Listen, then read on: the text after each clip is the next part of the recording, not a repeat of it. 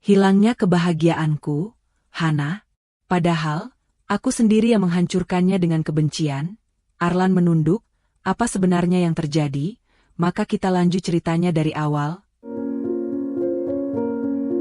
Gedung pernikahan itu megah, dihiasi ribuan bunga lili putih yang harumnya memenuhi ruangan. Namun bagi Hana, aroma itu terasa mencekik.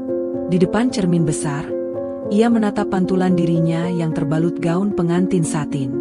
Tangannya tak henti gemetar saat mengusap perutnya yang masih rata. Di dalam sana, ada kehidupan yang menjadi alasan ia dibenci oleh laki-laki yang ia cintai sejak remaja. Pintu ruang rias terbuka perlahan. Arlan masuk dengan langkah berat. Ia sudah mengenakan setelan tuxedo hitam, tampak gagah namun wajahnya sedingin es. Tidak ada binar bahagia di matanya, yang ada hanyalah tatapan penuh kemarahan yang tertahan di balik rahang yang mengeras. Arlan berdiri di belakang Hana, menatap pantulan wanita itu di cermin dengan sorot mata merendahkan. Ia tidak memuji kecantikan Hana, tidak juga menyapa. "Sudah siap?" tanya Arlan pendek. Suaranya datar dan dingin. Hana berbalik, mencoba mencari sisa-sisa kehangatan dari pria yang dulu adalah sahabat terbaiknya. "Arlan, aku tahu ini sulit. Maafkan aku." Arlan tertawa sinis, sebuah tawa pendek yang terasa lebih menyakitkan daripada bentakan. Ia melangkah maju hingga jarak mereka hanya tersisa beberapa senti. Nafasnya yang memburu terasa di kening Hana. "Maaf tidak akan mengembalikan hidupku, Hana. Hari ini seharusnya aku berdiri di sini bersama Maya, bukan kamu. Kamu tahu itu dengan sangat jelas," bisik Arlan tajam. Hana menunduk, air mata jatuh membasahi pipinya yang baru saja selesai dirias. "Aku tidak pernah merencanakan malam itu, Lan. Aku tidak pernah bermaksud merusak hubungan kalian." Arlan mencengkeram lengan Hana. Tidak cukup kuat untuk menyakiti fisiknya, namun cukup tegas untuk menunjukkan dominasinya. "Kamu menang, Hana. Kamu mendapatkan status ini, kamu mendapatkan nama belakangku. Tapi ingat satu hal, jangan pernah berharap aku akan memberikan hatiku. Kamu hanya ibu dari anak ini, tidak lebih dari itu." Suara petugas penyelenggara acara terdengar dari balik pintu, memberikan instruksi bahwa prosesi akan segera dimulai. Arlan melepaskan cengkeramannya dengan kasar, memperbaiki kerah bajunya, dan dalam sekejap mengubah ekspresi wajahnya menjadi topeng ketenangan yang sempurna. Saat mereka berjalan menyusuri lorong menuju altar, di antara tepuk tangan keluarga besar yang merasa lega karena aib ini tertutupi, mata Arlan menangkap sosok di barisan belakang. Maya berdiri di sana dengan mata sembab. Wanita itu menatap Arlan dengan luka yang tak terlukiskan sebelum akhirnya berbalik dan pergi meninggalkan ruangan. Langkah Arlan sempat terhenti. Genggamannya pada tangan Hana mengeras seketika. Hana bisa merasakan getaran amarah dan kehilangan dari tangan Arlan. Di altar itu, saat janji suci diucapkan, Hana menyadari bahwa ia baru saja meresmikan sebuah pernikahan yang mungkin akan menjadi penjara seumur hidup baginya. Rumah baru yang dihadiahkan orang tua Arlan terasa begitu luas dan sepi. Bauket yang masih baru dan perabotan mewah yang belum sempat disentuh justru menambah kesan asing. Hana berdiri mematung di tengah kamar utama, masih mengenakan gaun pengantin yang kini terasa sangat berat. Arlan masuk tanpa suara. Ia langsung melepas jas dan dasinya, melemparkannya begitu saja ke atas kursi kulit. Tidak ada percakapan, tidak ada kontak mata. Arlan berjalan menuju balkon kamar, menyalakan sebatang rokok, dan menatap kosong ke arah kegelapan kota. Hana mendekat perlahan, berusaha memecah keheningan yang menyiksa. "Arlan, apa kamu mau mandi duluan? Biar aku siapkan air hangatnya." Arlan tidak menoleh. Ia mengembuskan asap rokoknya ke udara malam. "Jangan bersikap seolah-olah kita adalah pasangan normal, Hana. Aku di sini karena terpaksa, dan kamu di sini karena kesalahan. Itu saja." Hana menarik napas panjang, mencoba menelan rasa sesak di dadanya. "Aku tahu kamu marah. Tapi setidaknya, demi anak ini, bisakah kita mencoba bicara baik-baik?" Mendengar kata "anak", Arlan berbalik dengan cepat. Sorot matanya tajam. Ia berjalan mendekati Hana, membuat wanita itu mundur hingga punggungnya membentur tiang tempat tidur. Anak ini adalah pengingat bahwa aku kehilangan wanita yang aku cintai, kata Arlan dengan suara rendah yang mengintimidasi. Setiap kali aku melihatmu, aku melihat pengkhianatan. Jadi jangan harap ada malam pertama yang romantis di rumah ini. Arlan kemudian mengambil bantal dan selimut dari atas kasur. Ia berjalan menuju pintu kamar. Kamu tidur di sini. Aku akan tidur di kamar tamu, ucap Arlan sebelum menghilang di balik pintu dan menutupnya dengan rapat. Hana terduduk di tepi ranjang yang besar itu sendirian. Ia melepas tiara dari rambutnya dengan tangan gemetar. Kamar yang seharusnya menjadi saksi awal kebahagiaan kini terasa seperti sel isolasi. Di bawah cahaya lampu temaram, Hana menangis tanpa suara, memegangi perutnya sambil bertanya-tanya, apakah anak di dalam kandungannya akan pernah merasakan kasih sayang dari ayahnya sendiri. 1 minggu telah berlalu, namun suasana di rumah itu tetap seperti 2 orang asing yang terjebak dalam satu atap. Arlan hampir tidak pernah pulang sebelum tengah malam, dan jika pun pulang, ia akan langsung mengunci diri di ruang kerja atau kamar tamu. Pagi itu, Hana memaksakan diri untuk bangun lebih awal meski rasa mual karena kehamilan mulai menyerangnya. Ia menyiapkan sarapan kesukaan Arlan, nasi goreng tanpa pedas, berharap perhatian kecil ini bisa sedikit melunakkan hati suaminya. Arlan turun dengan pakaian kantor yang rapi. Ia duduk di meja makan, namun perhatiannya sepenuhnya tertuju pada ponsel di tangannya.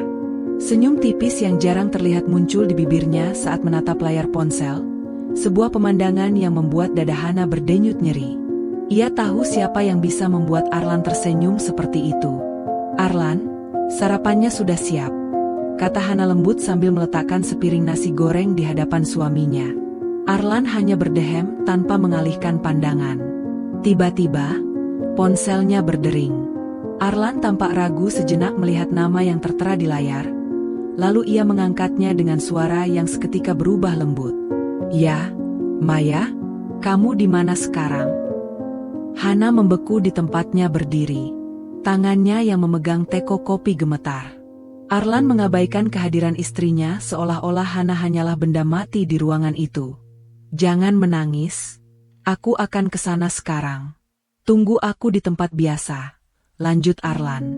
Ia langsung berdiri, meraih tas kantornya, dan meninggalkan sarapannya begitu saja tanpa mencicipi sedikit pun. Arlan, tapi kamu belum makan, panggil Hana, suaranya hampir hilang. Arlan berhenti di ambang pintu, menoleh dengan tatapan yang kembali dingin. Maya jauh lebih membutuhkanku sekarang. Dia hancur karena pernikahan ini, dan itu semua karena ulahmu. Jangan pernah mengatur jadwalku. Pintu depan tertutup dengan keras. Hana berdiri sendirian di meja makan yang penuh dengan makanan yang masih mengepul. Ia menatap kursi kosong di hadapannya, lalu beralih ke ponselnya yang tergeletak di meja. Sebuah notifikasi masuk dari media sosial, sebuah unggahan foto dari akun Maya yang memperlihatkan tangan seorang pria yang sangat dikenali Hana sedang menggenggam tangan wanita lain, dengan takarir singkat, setidaknya kamu masih di sini. Hana terduduk lemas di kursi. Rasa mual itu kembali datang. Tapi kali ini bukan karena kehamilannya, melainkan karena rasa sakit melihat suaminya sendiri secara terang-terangan mencari perlindungan di pelukan wanita lain. Tekanan batin yang dialami Hana mulai berdampak pada fisiknya. Wajahnya yang biasanya segar kini pucat pasi, dengan lingkaran hitam di bawah mata yang tak bisa disembunyikan. Ia kehilangan nafsu makan sama sekali. Setiap kali ia mencoba menelan sesuatu, rasa mual dan bayang-bayang Arlan bersama Maya selalu berhasil memaksanya memuntahkan kembali semuanya. Malam itu, hujan turun sangat deras. Arlan pulang lebih awal karena pertemuan kantornya dibatalkan. Saat ia melangkah masuk, ia menemukan rumah dalam keadaan gelap gulita. Tidak ada aroma masakan, tidak ada sambutan hangat seperti biasanya. Arlan melangkah ke dapur untuk mengambil air minum. Di sana, ia menemukan Hana terduduk lemas di lantai dapur, bersandar pada kabinet bawah dengan napas yang tersengal-sengal. Di sampingnya, pecahan gelas berserakan. Hana, apa yang kamu lakukan di lantai? Arlan bertanya dengan nada yang masih ketus, meski ada sedikit keraguan dalam suaranya. Hana tidak menjawab. Ia hanya memegangi perutnya dengan wajah yang meringis menahan sakit. Arlan mendekat dan baru menyadari bahwa daster putih yang dikenakan Hana ternoda oleh bercak merah yang merembes. "Hana, kamu berdarah." Arlan panik. Ia segera berlutut di samping istrinya. Hana menatap Arlan dengan mata yang sayu, air matanya mengalir pelan. "Sakit, Lan? Tolong, selamatkan anak ini." Arlan tertegun. Selama ini ia menganggap janin itu sebagai beban, sebagai rantai yang membelenggunya. Namun, melihat Hana yang nyaris pingsan dan darah yang keluar, ada rasa takut yang asing menyerang dadanya. Ia segera menggendong Hana menuju mobil, tanpa mempedulikan bajunya yang ikut terkena noda. Di sepanjang perjalanan menuju rumah sakit, Hana terus menggumamkan kata maaf dalam ketidaksadarannya. "Maafkan aku, Arlan, maaf sudah merusak hidupmu." Suara itu seperti sembilu yang menyayat hati Arlan. Ia mencengkeram kemudi dengan erat, memacu mobilnya menembus badai. Di saat yang sama, ponselnya di dashboard terus menyala. Ada belasan pesan masuk dari Maya yang memintanya untuk datang karena ia merasa kesepian.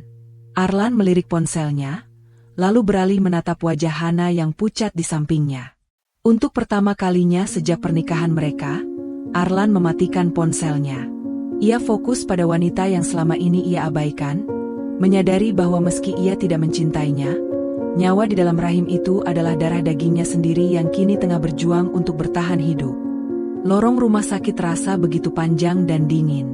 Arlan duduk di bangku tunggu dengan kemeja yang masih bernoda darah. Ia menatap telapak tangannya yang gemetar. Selama berjam-jam, dokter berusaha menstabilkan kondisi Hana yang mengalami pendarahan hebat akibat stres akut dan kelelahan fisik. Pintu ruang perawatan akhirnya terbuka. Dokter keluar dengan wajah lelah namun memberikan anggukan kecil. "Istri Anda sudah melewati masa kritisnya, Pak Arlan.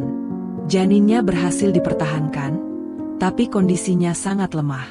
Jika tekanan batin ini berlanjut, saya tidak bisa menjamin keselamatan mereka berdua untuk kedua kalinya. Dia butuh ketenangan, bukan hanya obat." Arlan masuk ke dalam kamar rawat dengan langkah yang sangat pelan. Hana terbaring di sana, dikelilingi oleh bunyi mesin detak jantung yang teratur. Wajahnya nyaris sewarna dengan spray tempat tidurnya. Arlan duduk di kursi samping ranjang, menatap tangan Hana yang tertancap jarum infus. Tiba-tiba, pintu kamar terbuka sedikit. Maya berdiri di sana. Ia datang dengan mata sembab, tanpa tidak peduli bahwa ini adalah rumah sakit. "Arlan," bisik Maya, "kenapa kamu mematikan ponselmu? Aku menunggumu sepanjang malam. Aku takut sendirian." Arlan menoleh, menatap wanita yang selama ini ia puja sebagai cinta sejatinya. Namun, melihat Maya di depan pintu sementara istrinya terbaring lemah di depannya, Arlan merasakan sesuatu yang patah di dalam dirinya. Bayangan kemesraannya dengan Maya terasa seperti dosa yang nyata. "Kamu harus pulang, Maya," kata Arlan dengan suara rendah namun tegas. Maya tertegun, langkahnya maju satu tindak. "Tapi Arlan, kita sudah berjanji. Kamu bilang kamu hanya menunggu waktu untuk menceraikannya setelah anak itu lahir." "Aku memang pernah mengatakannya." Arlan berdiri, berjalan menghampiri Maya dan mengajaknya keluar ke koridor agar tidak mengganggu Hana. "Tapi melihatnya hampir kehilangan nyawa karena keegoisanku, aku sadar satu hal. Aku sudah terikat. Maya, ada nyawa yang bergantung padaku di dalam sana. Aku tidak bisa terus hidup di antara dua dunia seperti ini." "Jadi kamu memilih dia? Kamu memilih pernikahan paksa ini daripada aku?" Suara Maya meninggi, penuh dengan rasa tidak percaya. Arlan menatap Maya untuk terakhir kalinya. "Aku tidak memilih siapa yang paling aku cintai saat ini, Maya. Aku memilih untuk menjadi manusia yang bertanggung jawab. Pergilah. Jangan cari aku lagi. Kita sudah selesai." Maya pergi dengan tangis yang pecah, meninggalkan koridor rumah sakit yang sunyi. Arlan kembali ke dalam kamar. Saat ia duduk kembali, ia menyadari mata Hana sudah terbuka sedikit. Hana rupanya mendengar sebagian dari percakapan itu. "Kamu tidak perlu melakukannya karena kasihan. Lan, suara Hana terdengar sangat parau. Jika kamu ingin pergi bersama dia, pergilah. Aku akan membesarkan anak ini sendiri. Aku tidak mau kamu tinggal hanya karena merasa bersalah. Arlan terdiam cukup lama. Ia meraih tangan Hana, menggenggamnya dengan cara yang belum pernah ia lakukan selama pernikahan mereka. Bukan genggaman yang penuh gairah, tapi genggaman yang penuh dengan janji untuk mencoba. Selama ini aku menyalahkanmu atas hilangnya kebahagiaanku, Hana. Padahal, aku sendiri yang menghancurkannya dengan kebencian. Arlan menunduk, menyentuhkan keningnya ke tangan Hana. Aku tidak menjanjikan cinta yang instan, karena itu mustahil. Tapi aku berjanji untuk tetap di sini, untuk belajar menjadi suami yang sebenarnya. Beri aku kesempatan untuk memperbaiki semua yang sudah aku rusak. Hana tidak menjawab dengan kata-kata. Ia hanya menangis.